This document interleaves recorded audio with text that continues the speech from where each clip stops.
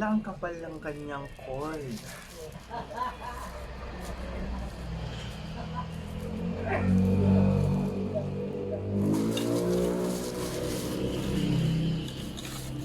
Ang guys, oh. Meron na rin pala siyang cold. Tapos meron siyang 1 into na lakas. So, mahaba din siya. Try na natin. Ala, meron pa pala to. Ay. Try na natin.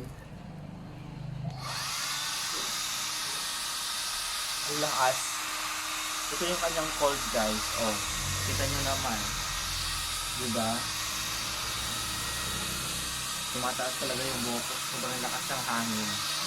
Ito kanyang number 1, yung init, and 2. Meron na rin yung blue light, guys, para hindi ma-damage yung buhok. And para maging stay pa rin na healthy and shiny yung buhok mo. Ating client. So, as a hairdresser, pwedeng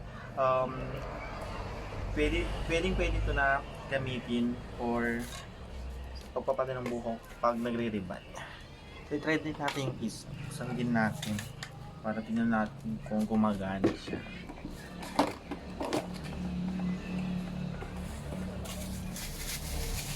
Ay, may kasama na rin palang ganito. Paano to? Ang laki.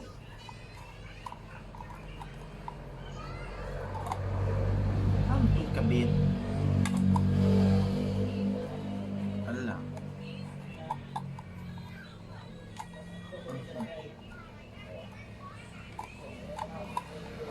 Bahala na, mamaya na lang.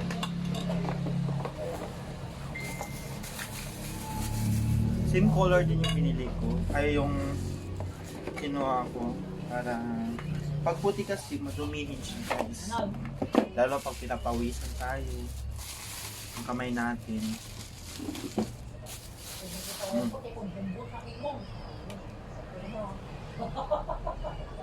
Super legit talaga siya, guys. Ang ganda. Try natin. Ay, meron pa pala. Try natin muna sa cold. Super lakas, guys. 1 and 2. Wow. Ang lakas. Oh my God. Oh my God. Muntik na akong tangayin ng hangin. Sobrang lakas niya. So, legit siya, guys. Kaya sa mga hairdresser na katulad ko, try nyo to. Sigurado matutuwa kayo. Kasi what. So yun, guys. Thank you.